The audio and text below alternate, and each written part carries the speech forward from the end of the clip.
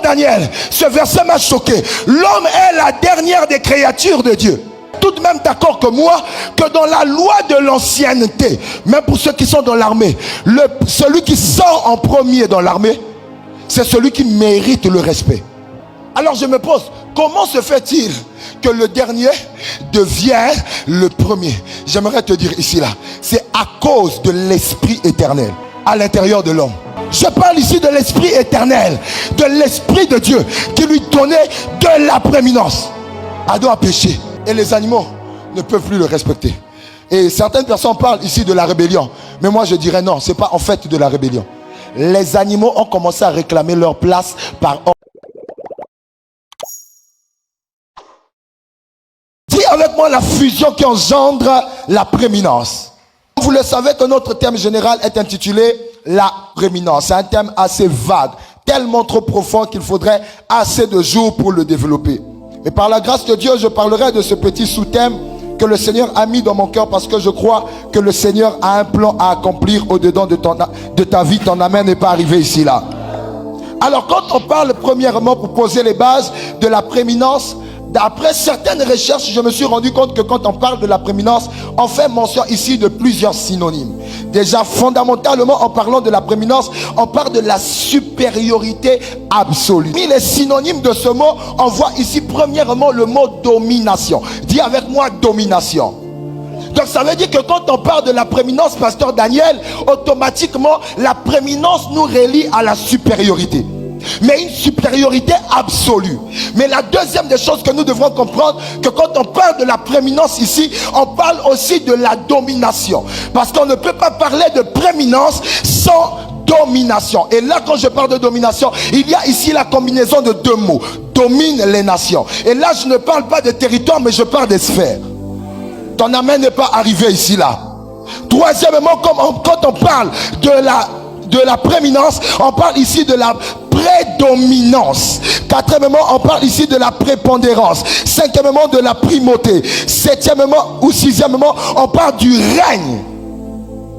Donc quand on dit notre Père qui est dans les cieux, que ton nom soit sanctifié, que ton règne vienne. En d'autres termes, on dit que tu reçoives la prééminence sur la terre. Que tu reçoives la prééminence sur la terre. Huitièmement, quand on parle ici de la prééminence, on fait mention, comme je l'ai dit tout à l'heure, de la supériorité, mais aussi de la suprématie. Huitièmement, on parle, ou bien encore, on parle ici de la précellence ou bien de la préexcellence. Maintenant, j'aimerais vous dire une chose ici. Quand on parle de la prééminence, il y a une différence entre être prééminent et être éminent. Quand on est éminent, on est élevé, mais dans un domaine seulement particulier. Mais quand Dieu te donne la prééminence, il t'élève au-dessus de tous. Le ministre de l'économie a de la prééminence dans un domaine particulier. Mais le président de la République a la prééminence, s'il faut le dire, totale ou générale. Pourquoi? Parce qu'on l'a élevé au-dessus de tous. Et pendant que tu es en train de me dire amen, je déclare sur toi la prééminence dans tous les domaines de ta vie. Ton amen souffle du cochon comme si tu étais toi-même le sorcier de ta vie. Alléluia. Alléluia. Et je vois l'huile sainte de Dieu tomber sur toi et te donner de la prééminence en cette saison. Alléluia. Alors deuxième, ou bien pour avancer, j'aimerais dire une chose que nous devrons retenir. La prééminence vient de Dieu. Dis avec moi, la prééminence vient de Dieu. Dieu est celui qui initie, qui octroie, qui confère, qui donne de la prééminence à qui il le veut. Ainsi, je crois personnellement, par la grâce de Dieu, au travers de son serviteur, si Dieu nous a confié pendant ces moments, parce que Dieu a décidé de répandre une saison favorable sur la vie de chacun ici. Ton amen n'est pas arrivé. Alléluia. Une autre chose que vous devrez retenir, que la prééminence, c'est vrai. Il s'agit ici aussi du fait d'être premier d'un rang, mais la prééminence ne se limite pas en ce qui concerne le rang. C'est-à-dire l'ordre d'arrivée.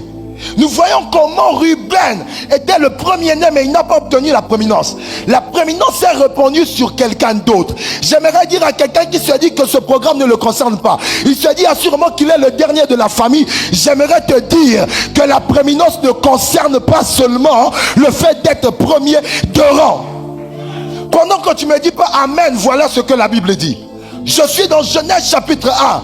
Dieu est en train de, ou bien par Moïse, le Seigneur est en train de nous révéler ici dans Genèse 1 la création de toute l'humanité. Et nous voyons comment le premier jour, chaque jour a été caractérisé par l'arrivée de quelque chose de nouveau. Chaque jour, Dieu créait quelque chose de nouveau. Chaque journée, Dieu emmenait à l'existence des choses qui n'existaient pas. Le premier jour, Dieu a créé. Le deuxième jour, il a créé. Le troisième jour, il a créé. Le quatrième, le cinquième, le cinquième jour, il a créé. Le sixième jour, Dieu a créé l'homme. Mais ce qui est étonnant ici là, c'est que l'homme est la dernière des créations de Dieu. On dit que le sixième jour, Dieu a créé l'homme. Et le septième jour, il s'est reposé. Il ne s'est pas reposé parce qu'il était fatigué. Il s'est reposé parce qu'il venait de créer un autre créateur. Il devrait s'asseoir et donner la relève à l'homme. Est-ce que quelqu'un me reçoit très bien? Et le sixième jour, il crée l'homme. Pasteur Daniel, ce verset m'a choqué. L'homme est la dernière des créatures de Dieu.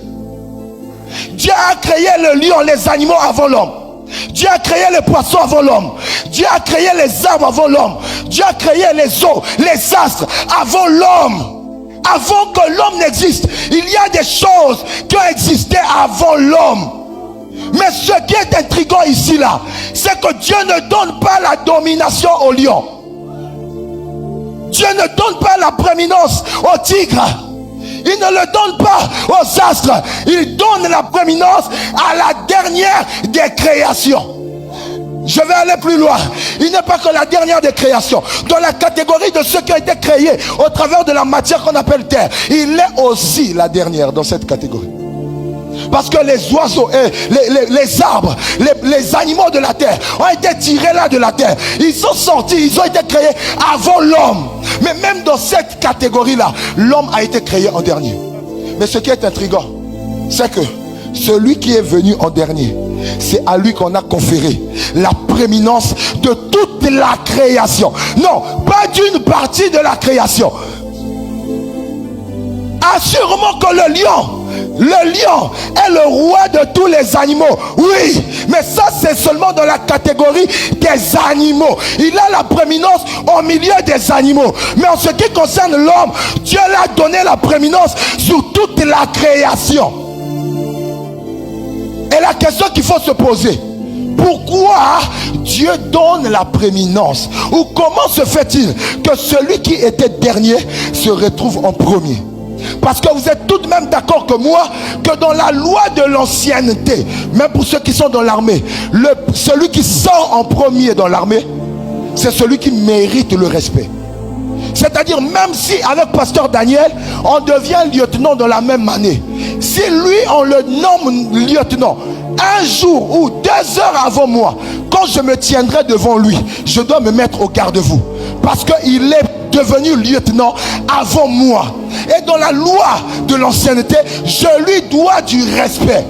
Mais ce qui est bizarre ici là, c'est que Dieu donne la domination à Adam.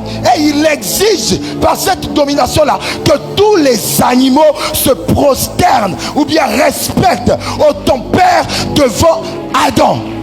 Alors je me pose, comment se fait-il que le dernier devient le premier? J'aimerais te dire ici là, c'est à cause de l'esprit éternel à l'intérieur de l'homme. Parce que dans l'ordre d'arrivée, Adam est le dernier. Mais à cause de l'esprit éternel qui a fusionné avec le corps d'Adam, Adam a reçu la supériorité. Tu n'as pas compris? On l'appelle l'ancien des jours. L'ancien des jours habitait dans qui? En Adam. L'esprit éternel habitait en qui? En Adam. Avant que toute chose n'existe, l'esprit de Dieu est. Et cet esprit qui a existé avant le temps, cet esprit habitait en Adam. La fusion de l'esprit de Dieu et du corps d'Adam a donné à Adam la prééminence sur tout. fusion de l'Esprit de Dieu et le corps d'Adam a donné à Adam la prééminence, la supériorité surtout. Et c'est ainsi que lorsque l'homme est créé, l'homme est formé, l'Esprit de Dieu est en lui, Dieu peut à présent dire, je te donne le mandat d'être fécond, de multiplier, de remplir. Et il ajoute deux choses, d'assujettir et de dominer. J'annonce que tu rentres dans ta saison de domination et d'assujettissement. Peu importe le domaine, ton amen n'est pas arrivé ici là. Il a dit, je te donne 5 mandats. Celui de dominer sur tous les animaux, de dominer sur toute la création. Adam était un homme phénoménal. Adam était un homme extraordinaire. Adam était un homme doté des capacités de Dieu. Parce que Adam avait l'ADN de Dieu. Et l'ADN de Dieu en lui donnait la supériorité. Surtout, mais grande tristesse, c'est qu'après avoir péché, Adam a perdu la prééminence. Pourquoi je le dis? Parce que dès l'instant où l'homme a péché, les animaux se sont rebellés contre l'homme. Autrefois, quand le lion voyait l'homme, le lion se prosternait. Le lion se mettait au garde-vous. Le lion obtempéré. Mais qu'est-ce qui fait, pasteur Daniel, qu'à partir juste du péché, les animaux ne respectent plus, n'obtempèrent plus devant l'homme? Parce que la chose qui était en lui, qui leur donnait de le respecter, a été ôtée. Je parle ici de l'Esprit éternel, de l'Esprit de Dieu qui lui donnait de la prééminence. Adam a péché et les animaux ne peuvent plus le respecter. Et certaines personnes parlent ici de la rébellion, mais moi je dirais non, c'est pas en fait de la rébellion. Les animaux ont commencé à réclamer leur place par ordre d'arrivée. Parce qu'en vérité et en réalité, toi l'homme, tu ne peux pas dominer sur nous. Parce que par ordre d'ancienneté, on existe avant toi. On a vu le jour avant toi. Oh, est-ce que je parle à l'esprit de quelqu'un? Tu ne peux pas, parce que tu es la dernière des créations. Et nous, on a été créés avant toi. Et la seule chose qui te donnait de dominer sur nous, c'est l'Esprit éternel qui a existé avant toute chose.